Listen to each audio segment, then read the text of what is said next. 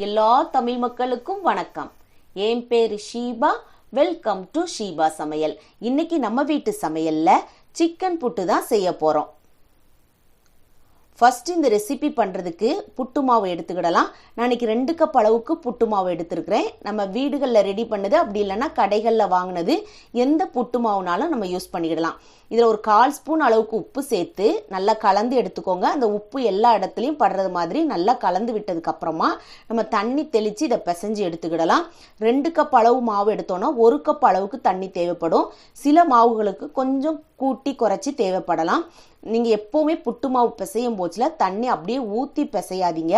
கொஞ்சம் கொஞ்சமாக தெளித்து பிசைஞ்சு விட்டீங்க அப்படின்னா தான் அந்த தண்ணி எல்லா இடத்துலையும் நல்லா பரவலாக காணப்பட்டு புட்டு நம்மளுக்கு நல்லா சாஃப்டாக வரும். நீங்கள் உப்பு அப்படியே போடுறதா இருந்தாலும் போடலாம். அப்படி இல்லைன்னா அந்த தண்ணியில் கரைச்சிட்டு அந்த உப்பு தண்ணியோட நம்ம தெளித்து விட்டு பிசைஞ்சு எடுக்கிறதா இருந்தால் எடுத்துக்கிடலாம்.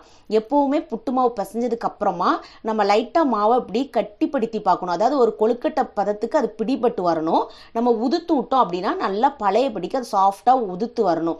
நீங்கள் கொழுக்கட்டை மாவு பதத்துக்கு பிடிக்கும் போதுல அது சரியாக பிடிபட்டு வரலன்னா நம்மளுக்கு தண்ணி காணாதுன்னு அர்த்தம். கூட கொஞ்சம் தெளித்து நீங்கள் பிசைஞ்சு எடுத்துக்கோங்க. இதை அப்படியே ஒரு 30 நிமிஷம் ரெஸ்ட்டுக்காக விட்டுறலாம்.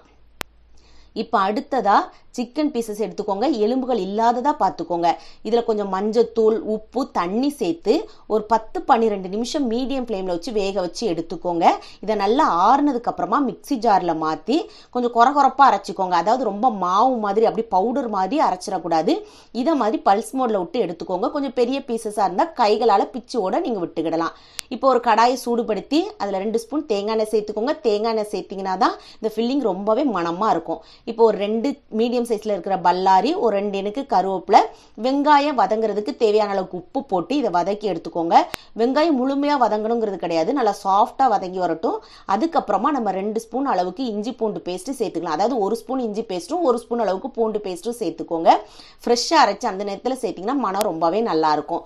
இப்போ இதை பச்சை வாசனை போற அளவுக்கு நம்ம வதக்குனதுக்கு அப்புறமா 1 ஸ்பூன் அளவுக்கு தனி மிளகாய் தூள், 1/2 ஸ்பூன் அளவுக்கு தனியாத்தூள், ஒரு 1/2 ஸ்பூன் அளவுக்கு மிளகுத்தூள், 1/4 ஸ்பூன் அளவுக்கு மஞ்சள் தூள் சேர்த்துக்கோங்க. இந்த மசாலா பொருட்கள் சேர்க்கும் போதுல தீயை நல்லா கம்மி பண்ணி வச்சுட்டு அதனுடைய பச்சை வாசனை போற அளவுக்கு நல்லா கலந்து எடுத்துக்கோங்க.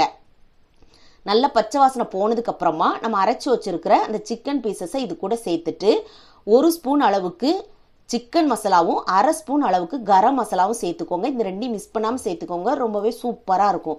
இப்போ இந்த சமயத்தில் கொஞ்சம் உப்பு தேவைப்பட்டா கூட நீங்கள் போட்டுக்கிடலாம். நான் கறி வேக வைக்கும் போது உப்பு போட்டிருக்கிறேன், வெங்காயம் வதக்கும் போது உப்பு போட்டிருக்கிறதுனால அது கரெக்டாக இருக்குது. அதனால நான் உப்பு சேர்க்கல. இதை நல்லா கலந்து எடுத்துக்கோங்க. இது அப்படியே சாப்பிட்றது கூட ரொம்பவே டேஸ்டியாக இருக்கும். இந்த ஃபில்லிங் அந்த புட்டோடு சேர்த்து வச்சு சாப்பிட்டு பாருங்க, அவ்வளோ ஒரு மணமாக இருக்கும். இப்போ இறக்க போகிற சமயத்தில் கொஞ்சம் கொத்தமல்லி தலையை தூவிட்டு அப்படியே ஸ்டவ் ஆஃப் பண்ணிடுங்க. இதை நல்லா ஆற விட்டுருங்க. இது செய்கிறதுக்கு கிட்டத்தட்ட எனக்கு ஒரு 30-40 நிமிஷம் ஆயிருக்கும். அதுக்குள்ள நம்மளுக்கு புட்டு மாவு ரெடி பண்ணிடலாம். இப்போ திறந்து பார்த்துடலாம்.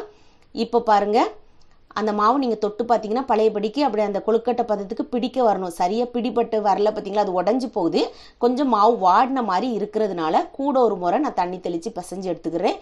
சில வேளையில் கூட ஒரு 2 முறை பிசைய வேண்டியது வரும். அப்படின்னா கொஞ்சம் தண்ணி தெளித்து நீங்கள் பிசைஞ்சிக்கோங்க. அதனால ஒன்றுமே இல்லை. இதை மாதிரி நல்லா பிடிக்கப்பட்டு வருதான்னு பார்த்துக்கோங்க. அதுக்கப்புறமா இது கூட நம்ம தேங்காய் பூ சேர்த்துக்கலாம். எப்போவுமே புட்டு அப்படின்னாலே தேங்காய் பூ இல்லாமல் நம்ம சாப்பிடக்கூடாது. அதுதான் ஒரு டேஸ்ட்டு. ஒருவேளை உங்களுக்கு தேங்காய் பூ போட பிடிக்கலன்னா அதை வேணால் நீங்கள் ஸ்கிப் பண்ணிக்கோங்க. நான் ஒரு 3/4 கப் அளவுக்கு தேங்காய் பூ எடுத்துருக்கிறேன். முத்தின தேங்காய் பூவாக வேண்டாம், நல்லா பால் உள்ள தேங்காய் பூவாக பார்த்து அந்த நேரம் ஃப்ரெஷ்ஷாக துருவி சேர்த்துக்கோங்க. இப்போ தேங்காய் பூ போட்டு நல்லா கலந்து விட்டுட்டேன். இனிமேல் நம்ம புட்டு அவிச்சு எடுத்துட வேண்டியதான். நீங்கள் குழல் புட்டுனாலும் சரி. நான் இன்னைக்கு சிரட்டை புட்டு பக்குவத்தில் நான் எடுக்க போகிறேன். அதுவும் இன்னைக்கு நான் குக்கரில் வச்சு எடுக்க போகிறேன். இப்போ நம்ம அடியில் ஒரு சில்லு போட்டுக்கிடலாம். போட்டதுக்கப்புறமா நம்ம கொஞ்சம் அந்த ஃபில்லிங்காக சிக்கன் இதெல்லாம் ரெடி பண்ணி வச்சுருக்கல, அந்த தொக்கை கொஞ்சம் ஃபஸ்ட்டு போடுங்க. அதுக்கப்புறமா நம்ம புட்டு மாவு சேர்த்துக்கிடலாம். அதுக்கப்புறம் மேலே திரும்பவும் அந்த சிக்கன் தொக்கையை நம்ம ரெடி பண்ணிக்கலாம். இதனுடைய அளவு இவ்வளவுதான்ங்கிறது கிடையாது. இந்த சிக்கன் தொக்கு ரொம்பவே டேஸ்டியாக இருக்கும். அது அதிகமாக பிடிக்கணும், அதை கொஞ்சம் அதிகமாகவே நீங்கள் வச்சுக்கிடலாம். எப்போவுமே இந்த புட்டு மாவு ரெடி பண்ணும்போது ரொம்ப அமுக்கி அப்படியே நீங்கள் பண்ணிடாதீங்க. புட்டு நம்மளுக்கு சாஃப்டாக கிடைக்காது, அது மாதிரி வெந்தும் வராது. நீங்கள் பூ போல மாவை எடுத்து போட்டு ஒரு ஸ்பூன் வச்சு லைட்டாக அப்படி அழுத்திக்கோங்க. ரொம்ப அழுத்தம் கொடுத்துறாதீங்க. அப்போ தான் உள்ளுக்குள்ளெல்லாம் அந்த ஆவி போய் நம்மளுக்கு மாவு நல்லா வெந்து வரும். இப்போ அடுத்ததாக குக்கரை பார்க்கலாம். தண்ணி ஊற்றி நல்லா கொதி வந்திருக்கு. விசில எடுத்துட்டு ரப்பர் போட்டிருக்கிறேன். இப்போ மூடி வச்சுக்கோங்க. இப்போ நம்ம ரெடி பண்ணியிருக்கிற இதை தூக்கி வச்சிடலாம். நீங்கள் இது சிரட்டையில் ஒரு கண்ணை ஓட்டை போட்டுட்டு அதில் கூட இந்த மாதிரி ரெடி பண்ணி வச்சுட்டு ஒரு மூடி போட்டோட எடுக்கலாம். இப்போ பாருங்கள், லைட்டாக அந்த துவாரம் வழியாக நம்மளுக்கு ஆவி வரும். இது வந்ததுக்கப்புறமா ஒரு 2 நிமிஷம் வச்சா போதும். இப்போ நம்ம குழாய் புட்டில் வைக்கிறதா இருந்தால் ஒரு 3 நிமிஷம் வைக்கணும், அவ்வளோதான். இப்போ நீங்கள் ஸ்டவ்வை ஆஃப் பண்ணிவிட்டு நீங்கள் எடுத்துட வேண்டிதான். உடனே இது சர்வ் பண்ணுறதா இருந்தாலும் நீங்கள் சர்வ் பண்ணிடலாம். ரொம்பவே டேஸ்டியாக இருக்கும். இதுக்கு சைட் டிஷ்னு எதுவுமே தேவையில்லை. காலையிலையோ இல்லை சாயங்காலமோ ஒரு காஃபி டீயோட வச்சு இந்த சிக்கன் புட்டு செஞ்சு பாருங்கள். அதுவும் இந்த மழை நேரத்தில் சாப்பிட்றதுக்கு அவ்வளோ ஒரு அட்டகாசமாக இருக்கும். கண்டிப்பாக ஒரு முறை இதை மாதிரியே நீங்கள் செஞ்சு பாருங்கள். செஞ்சு பார்த்து உங்கள் ஃபீட்பேக்கை கமெண்ட் பாக்ஸில் சொல்லுங்கள். வீடியோ பிடிச்சிருந்தா லைக் பட்டனில் தம்ஸ் அப் கொடுத்துருங்க. தம்ஸ் அப் கொடுத்த கையோடு உங்கள் ஃப்ரெண்ட்ஸ் ஃபேமிலியோடு ஷேர் பண்ணிடுங்க. ஃபர்ஸ்ட் டைம் வியூவராக இருந்தால் சப்ஸ்கிரைப் பண்ணி சப்போர்ட் பண்ணுங்கள். நான் இன்னொரு வீடியோவில் இன்னொரு வித்தியாசமான சுவையான மனமான ரெசிபியோடு நான் உங்களை சந்திக்கிறேன்.